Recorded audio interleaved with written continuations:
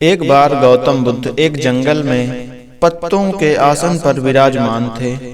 उसी समय उनका एक प्रिय शिष्य उनके पास आता है और बड़े ही प्यार से पूछता है, भंते, कल आप सुख पूर्वक सोए ही होंगे। बुद्ध ने कहा, हाँ कुमार, कल मैं सुख की नींद सोया।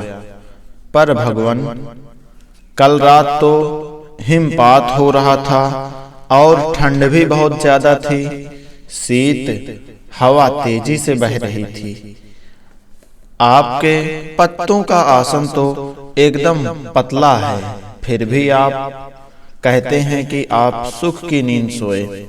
बुद्ध बोले, अच्छा कुमार, मान लो किसी गृहपति के पुत्र का कच्च चारों तरफ से बंद हो और उसके पलंग पर 4 आंगुल मोटा गद्दा बिछा हो, तकिया हो, ऊपर आरामदायक चादर हो और सेवा के लिए 4 सेविकाएं उपस्थित हों, तब क्या वह गृहपति पुत्र सुख में सो सकेगा? हाँ भंते, इतना सुख सुविधा हो तो उसे सुख की नींद आएगी ही।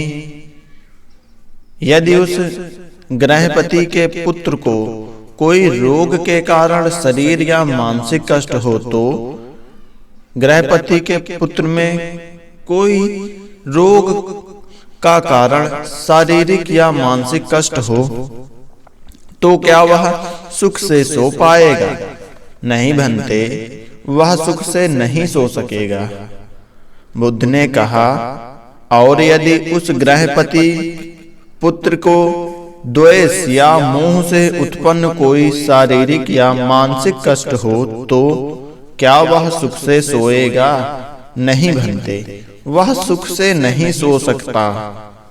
तब बुद्ध ने कहा, कुमार, रोग, द्वेष और मोह से उत्पन्न होने वाले मेरी जलन जड़ मूल से नष्ट हो गई है।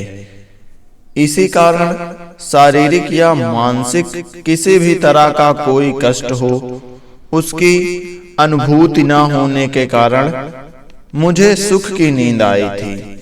वास्तव में नींद को अच्छे आचरण की, बिस्तर की आवश्यकता नहीं होती।